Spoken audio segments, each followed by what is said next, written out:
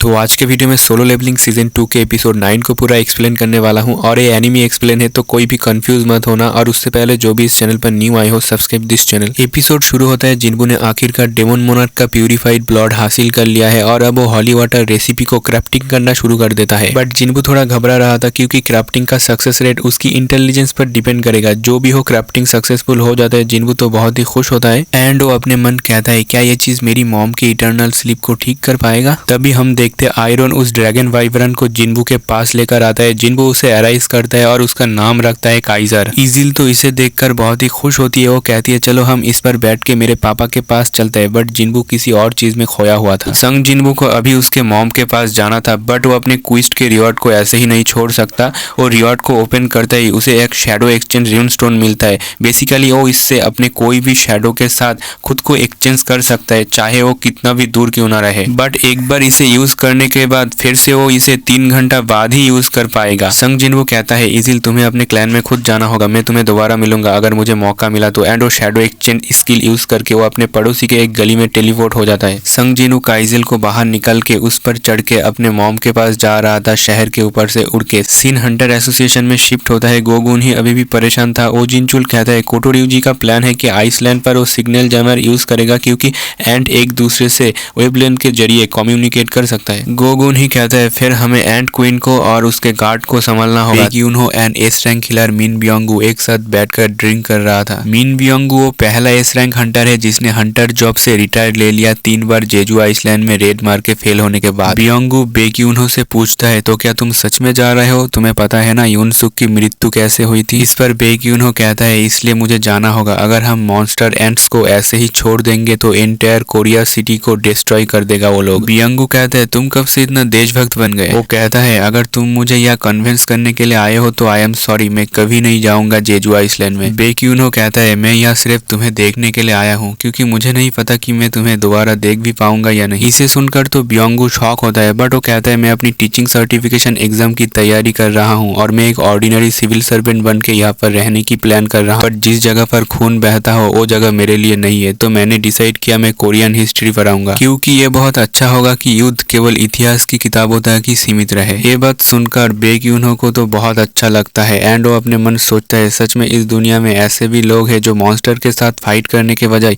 अपने लाइफ को प्यार मोहब्बत से बिताना पसंद करते हैं। जो भी हो सीन चेंज होता है हॉस्पिटल पर। हम देखते हैं संग जिन्बू हॉस्पिटल के खिड़की से अपने मॉम की रूम पर आता है। तभी उसे नजर आता है कि उसके मॉम के गले पर एक जलने की निशान एंड ये निशान उसी के वजह से हुआ था क्योंकि जब वो छोटा था वो अपने मॉम की बालों को वॉश करना चाहता था जिस चक्कर में गलती से ये हुआ था। वो अपने मन में कहता है अगर मैं यहाँ पर गलती कर दूं तो शायद मैं इसे ठीक नहीं कर पाऊंगा। हो सकता है मॉम हॉली वाटर लाइफ को पीने में सक्षम ना हो एंड अगर वो पी भी लेता है तो कोई भी गारंटी नहीं कि वो ठीक हो जाएगी। ओवरऑल संग जिन्बू बहुत ही कंफ्यूज था कि हॉली वाटर से उसकी मॉम ठीक होगा या नहीं। जो भी हो उस बोतल को खोल के झिझकते हुए अपने मॉम को पिला देता है। जिन्बू देखता है उसके मॉम की चेहरे की रंग फिर से लौट आया है बट अभी तक उन्होंने अपनी आंखें नहीं खोली। संग जिन्बू मन में कहता है मैं सिर्फ एक ही कारण की वजह से स्ट्रांग बनना चाहता था तो प्लीज अपनी आंखें खोलिए मॉम। सीन थोड़ा चेंज होता है। जिन्हा अपने पढ़ाई पर कंसंट्रेट नहीं कर पा रही थी वो बाहर निकल के आती है। बाहर के हवा गर्म था क्योंकि जल्द ही गर्मी आने वाला है। सीन फिर हॉस्पिटल में शिफ्ट होता है। संग जिन्बू निराश होकर अपने मॉम के पास बैठा था। तभी हम देखते उसकी मॉम कहती है जिन्बू क्या ये तुम हो। जिन्बू तो बहुत ज्यादा शॉक होता है। उसकी मॉम पूछती है मैं कितने टाइम से सो रही थी। संग जिन्बू कहता है 4 साल हो गया। इसे सुनकर उसकी मॉम थोड़ा शॉक होता है। वो पूछती है जिन्हा कैसी है, क्या वो ठीक है। जिन्बू कहता है हाँ वो ठीक है। उसके मॉम थोड़ा मुस्कुरा के कहती है थैंक यू बेटा, तुमने अपना वादा निभाया। एंड जिन्बू के हाथ पकड़ के वो कहती है मैं बीमार हो गया था इसलिए तुम्हें बहुत तकलीफें झेलनी पड़ी होगी। इस पर तो अब संग जिन्बू के आंखों से आंसू टपकने लगता है एंड वो आखिरकार रो देता है। सीन चेंज होता है। एक डॉक्टर आके इस हॉस्पिटल के चीफ डॉक्टर को ये बात बताता है। ये सुनकर तो वो डॉक्टर बहुत ज्यादा शॉक होता है। दूसरा डॉक्टर कहता है पेशेंट के गार्डियन ने इमीडिएटली डिस्चार्ज के लिए हॉस्पिटल से रिक्वेस्ट किया है। सीन शिफ्ट होता है। संग जिन्बू अपने बहन जिन्हा को लेके आई थी अपने माँ से मिलवाने के लिए। उसकी मॉम कहती है मेरी बेटी तो बड़ी हो गई है। वही जिन्हा तो फूट फूट के रो रही थी। अपने मॉम को वो गले लगा लेती है। संग जिन्बू ये देखकर मन में कहता है तो चलो मेरी कोशिश नाकाम नहीं हुई और ऐसा महसूस हो रहा है कि अब तक मेरी सारी परेशानियां मुझे इस पल की इनाम देने के लिए आई है। सीन चेंज होता है। गोगुन ही प्रेस कॉन्फ्रेंस में बता देता है कि 4th जेजू आइसलैंड रेड शुरू होने वाला है और इस रेड में उन्हें पड़ोस के कंट्री जापान जापान हेल्प करेगा। उसी के साथ और भी बहुत हंटर्स एंड ये रेड पूरी तरह से लाइव पर होगा। सब लोग टीवी पर ये न्यूज सुन रहा था। बियोंगो भी इसे देख रहा था और उसे योनसुक की बोली हुई वो बात याद आता है। वो भी बेक्यूनो की तरह ही देश से बहुत प्यार करता था। जो भी हो, अगले सीन में हम देखते जिन्बू अपने मॉम के साथ घर वापस आया है, लेकिन यहाँ आके वो देखता है घर बहुत ही गंदा है। वो जिन्हा के गाल पकड़ के कहते हैं, तूने ये सब तब किया जब मैं घर पर नहीं था। जिन्बू के मॉम कहती है, ठीक है रुक जाओ, सब मिलके इसे क्लीन करते हैं। और वो सभी घर को साफ कर रहा होता है। तभी उसकी मॉम पूछती है, जिन्बू क्या तुम्हारी पापा इन सालों में कभी भी तुमसे कांटेक्ट किया है? और वो कहती है, बाय द वे मैंने टीवी पर देखा कि तुम हंटर बन चुके हो, है ना? जिन्बू कहता है हाँ। उसकी मॉम कहती है, तुम्हारा पापा भी फायर फाइटर से पहले एक हंटर ही हुआ करता था और तुम भी उनके ही तरह लोगों को बचाने के लिए सोचते हो। जिन्हा भी कहती है, मॉम मैं भी डॉक्टर बन के लोगों की हेल्प करूंगी। तभी जिन्बू को एक कॉल आता है और सीन चेंज होता है। गोगुनी कहता है, मैंने एक्सपेक्ट नहीं किया था कि प्रेस कॉन्फ्रेंस से वापस आके मैं उससे मिलूंगा। और वो बंदा है थॉमस एंड्रे, अमेरिका का national authority S rank Hunter. मुझे एक पल के लिए लगा कि वो हमारा हेल्प करेगा, बट नेशनल मिलिट्री जैसे पावरफुल आदमी फॉरेन कंट्री के ऑपरेशन में क्यों भाग लेगा? जो भी हो, गुनही कहता है कि उसने कहा कि वो यहाँ से गुजर रहा था, बट मुझे लगता है कि वो हंटर हुआंग के मामले के लिए यहाँ पर आया था, कुछ वेरीफाई करने के लिए। बाय द वे वो जिनचुल से पूछता है कि हंटर संग जिन्बू से कांटेक्ट हुआ? जिनचुल कहता है हाँ, वो यहाँ जल्दी ही आने वाला है। सीन हंटर एसोसिएशन में शिफ्ट होता है। जिन्बू यहाँ आया है। गोगुनही कहता है 4 दिन बाद एक रेड शुरू होने वाला है।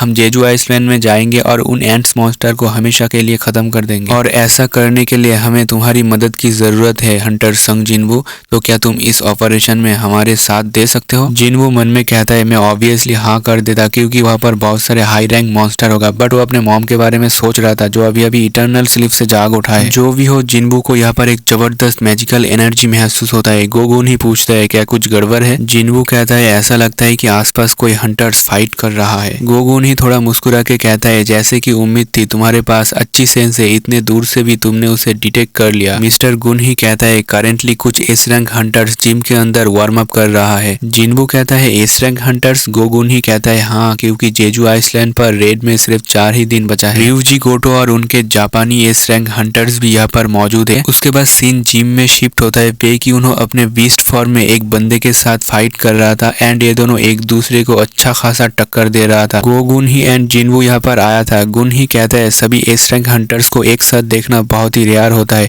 तो तुम्हें जो मैजिकल एनर्जी पहले महसूस हुआ था वो यहाँ से आ रहा था। जिन्बू फाइट को देखकर कहता है, बेक्यूनो थोड़ा हारते हुए नजर आ रहा है। तभी पास से मिस्टर चोई कहता है, अगर हंटर बेक्यूनो अपनी पूरी ताकत का इस्तेमाल करेगा तो मारडोंग ओक नहीं टिक पाए। मिस्टर चोई कहता है, यह बहुत सारे लोग देख रहा है तो डिफिकल्ट है, क्योंकि वो जब फुल पावर से फाइट करता है तो वो एक मॉन्स्टर में कन्वर्ट हो जाता है। जिन्बू को समझ आता है कि इसके पास ट्रांसफॉर्मेटिव पावर है। जो भी हो, यह सारे जापान के एस रैंक हंटर्स गैदर हो जाता है। बस इस आदमी का नाम याद रखना, जिसका नाम है गोटो रियोजी। जिन्बू ऊपर से इसे देखकर कहता है, तो ये आदमी गोटो रियोजी जापान का एस रैंक हंटर है। तभी एक एस रैंक हिलल लड़की हानिकावा से पूछता है, ये लड़का कौन है? हानिकावा कहती है, इसका नाम हंटर संग जिन्बू है, जो रिसेंटली एस रैंक हंटर बना है। गोटो रियोजी जिन्बू को देखकर कहता है, ये एक टैलेंटेड एसोसिएशन हंटर है। दूसरी तरफ और एक एस रैंक हंटर चाहाइन से पूछता है, कौन है ये लड़का? क्या ये हंटर संग जिन्बू है? वही मास्टर मारडोंग एंड बेक्यूनो के फाइट को देखकर गोटो रियोजी कहता है, ये सभी आखिरकार कोरिया के टॉप हंटर है, तो मुझे और नहीं देखना है। इसे सुनकर पास से एक आदमी कहता है, ट्रांसलेटर, इन्होंने अभी क्या कहा?